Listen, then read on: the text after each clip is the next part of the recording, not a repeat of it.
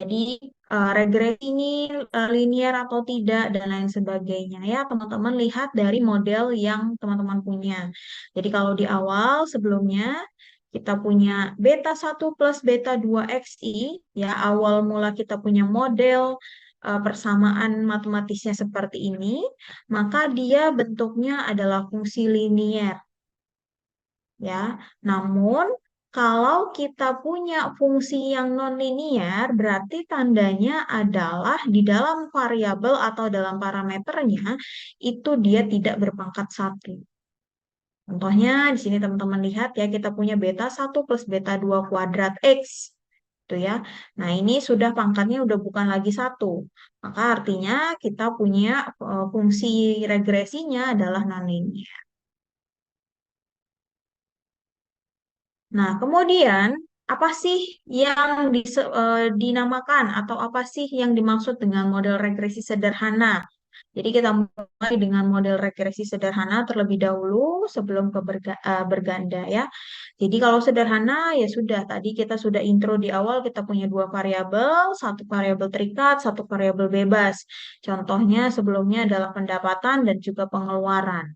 Maka kemudian kita perhatikan bahwa Y dan X ini dari dua variabel yang berbeda, yang satu variabel terikat, satu variabel bebas tadi, bagaimana respon Y, ya perubahan Y ini bervariasi karena adanya perubahan X. Jadi X-nya ini berubah. Lalu respon Y-nya bagaimana? Kalau X-nya berubah naik, maka Y-nya naik gitu ya. Kalau X-nya ini cenderung turun, trennya ya, terus turun turun turun, maka Y-nya bagaimana gitu. Nah, contohnya di sini kita ambil X dan Y-nya ini mengenai konteks pertanian. Jadi X-nya ini jumlah pupuk. Faktornya ini adalah jumlah pupuk. Yang bebasnya, yang menjadi variabel bebasnya ini adalah jumlah pupuk. Lalu bagaimana pengaruh dari jumlah pupuk ini terhadap hasil panen atau hasil pertaniannya?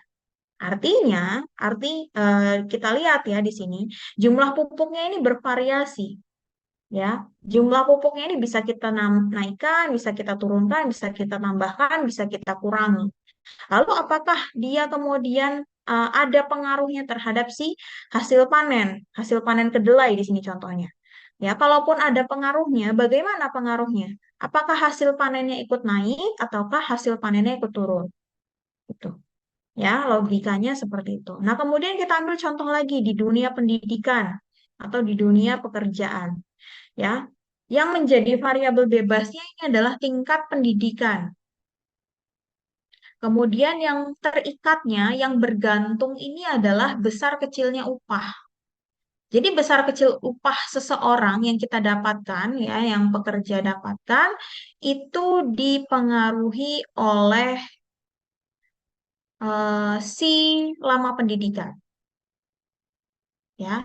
Jadi apakah dengan orang yang punya pendidikan lebih tinggi 1 tahun, upahnya lebih besar daripada orang yang tidak kurang berpendidikan?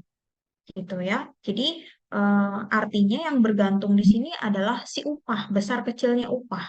Yang bebas ya, yang kita sudah tahu nilainya itu adalah si lama pendidikannya dari seorang pekerja. Dan seterusnya banyak lagi contoh-contoh logikanya.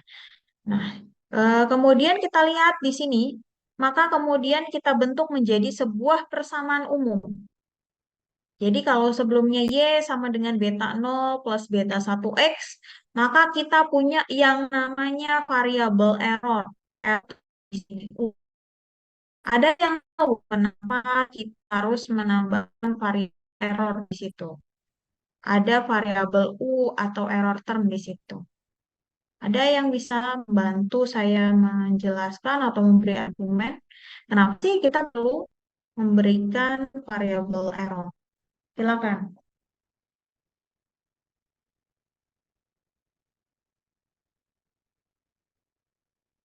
Yuk, boleh kira-kira kenapa? Jadi kita kan tadi punya yang namanya expected value atau expected function, ya nilai ekspektasi. Kita akan melihat perkiraan bagaimana sih hasil panen kedelai kalau pupuknya saya tambahkan. Nah, gitu ya. Jadi logikanya kalian bayangkan, si variabel bebasnya ini, faktornya ini yang bebas ini adalah jumlah pupuk. Yang bergantung nanti hasilnya akan seperti apa, yaitu hasil panen kedelai. Nah, kenapa dengan kondisi seperti itu kita harus menambahkan variabel error? Coba. Izin menjawab Ibu. Mm-mm. Yuk, Mbak Rima. Saya berkaitan dengan hasil panen itu kan bukan hanya jumlah variabel dari jumlah pupuk yang mempengaruhi hasil panen, tapi kayak ada faktor air atau faktor dari tanaman liar atau pembasmi hama gitu Bu. Jadi perlu ditambahin error term karena yang mempengaruhi hasil panen bukan hanya variabel dari jumlah pupuk, tetapi dari variabel-variabel lainnya. Oke, thank you Mbak Rima. Oh, saya dapat notifikasi ya. Saya lupa upgrade Zoom, jadi nanti kalau kita end meeting nanti join lagi ya. Mungkin agak terpotong-potong dulu ini meeting hari ini. Oke, Mbak Rima tadi menjelaskan karena tidak hanya sekedar pupuk saja nih yang menentukan hasil panen, bisa jadi air katanya gitu ya, atau tanaman di sekitarnya. Boleh, yang lain kalau mau kasih pemikiran yang lain, sudut pandang yang lain, silakan.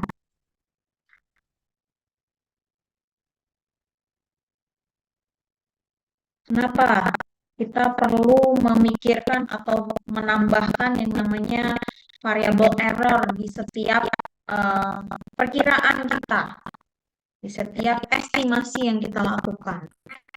Apapun itu ya, terlepas dia dalam bentuk variabel ekonometrik atau dalam kehidupan kalian sehari-hari, kalian kan sering bilang, kayaknya nanti MU deh yang menang gitu ya. Misalnya gitu nih, buat orang-orang yang pecinta bola, sorry saya emang enggak ya, kayaknya MU deh nanti yang menang. Kalian itu kan menebak ya, memperkirakan. Ada kemungkinan melesetnya kan dari perkiraan kalian yang kalian sebutkan tadi. Ada perkiraan yang mungkin tidak tepat gitu ya. Nah, itu errornya. Nih, ya, itu error yang harus kalian pikirkan. Sama kalau BMKG memperkirakan cuaca mungkin akan hujan, akan lain sebagainya, itu sudah memperkirakan error juga, sudah menambahkan error di dalamnya.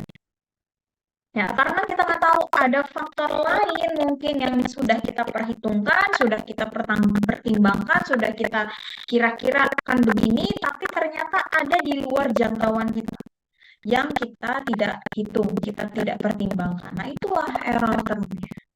Ya, seperti yang Mbak Rima tadi mencontohkan air misalnya. Iya, betul. Ya, karena dari hasil panen yang kita nikmati sekarang itu kan dia tidak tumbuh hanya karena pupuk gitu ya. Dia tidak akan muncul tanpa adanya mungkin tanah, air, cuaca dan lain sebagainya yang mendukung hasil panen tersebut. Ya, kan bisa kita katakan banyak sekali ya error term yang bisa kita eh, abaikan, yang sudah kita abaikan karena kita hanya mengamati jumlah pupuk saja gitu. Padahal di luar jumlah pupuk masih banyak sekali yang menentukan nanti hasil panennya akan seperti apa. Itu ya contohnya. Nah, maka error term ini wajib untuk kita pertimbangkan atau kita tambahkan di dalam permodelan kita. Gitu. Karena sejogjanya bahwa tidak ada satu hal pun yang mungkin hanya dipengaruhi oleh satu faktor. Ya, misalnya teman-teman di sini IPK-nya 3,9 ya. Mungkin tidak hanya karena faktor teman-teman rajin mengumpulkan tugas, tapi bisa jadi karena teman-teman itu rajin membaca. Ya, kemudian ujiannya juga mengerjakan dengan sebaik-baiknya, rajin datang ke kampus ya, rajin datang ke kuliah dan lain sebagainya ya. Jadi banyak faktor. Artinya memang kita sulit menemukan satu hal yang hanya dipengaruhi oleh satu faktor saja. Gitu. Namun tetap teman-teman sebelum mempelajari yang namanya kompleks multiple regresi atau regresi berganda, teman-teman dikasih dasarnya dulu, sederhananya dulu gini loh gambarannya.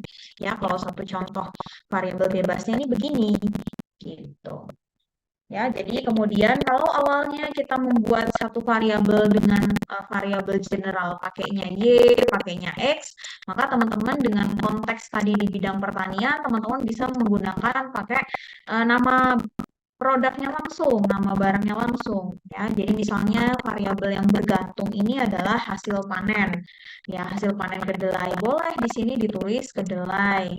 Ya, kemudian beta 0 plus beta 1 pupuk. Nah, artinya di sini faktor yang mempengaruhi hasil kedelai ini salah satunya adalah pupuk. Ya, dan ada error term di sini. Gitu ya. Kemudian lalu bagaimana dengan model yang menghubungkan antara upah seseorang dengan pendidikan dan faktor-faktor lain yang tidak diamati. Ya, artinya kita akan membuat model kalau untuk kedelai dan pupuk kita bisa memodelkan seperti ini, maka untuk upah dan pendidikan bagaimana kira-kira modelnya? Ada yang bisa menyebutkan model yang bisa kita bangun, ya, model yang kita bisa bangun antara upah dan pendidikan. Coba, ada yang bisa menyebutkan? Nanti saya yang menuliskan di layar, atau kalau dari sana bisa pakai eh, whiteboard ya, atau pakai drawing pennya, boleh langsung digambarkan modelnya. Ada?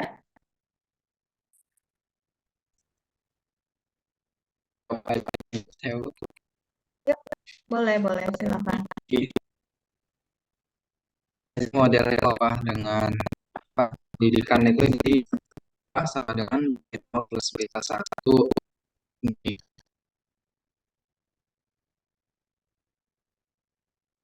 Gimana, gimana, boleh di ini nggak? Suaranya putus-putus di tempat saya. Nah, keluar ternyata. Sedikit. Halo. Halo Bu, jaringannya jelek tadi Bu. Ya. Jadi Iya, uh, keluar, keluar tadi ya. Jadi apa yang bisa saya tuliskan di sini pertama? upah sama dengan beta 0 plus beta 1 pendidikan plus apa itu atau error. Oke. Ya, upah beta 0, beta 1 pendidikan plus 0. Pendidikan plus error. Ya, itu Mas Niki ya. Jadi memang kita sudah lihat pokoknya di samping kiri sama dengan itu kita mulai dengan variabel yang bergantung nilainya. Variabel yang nilainya ini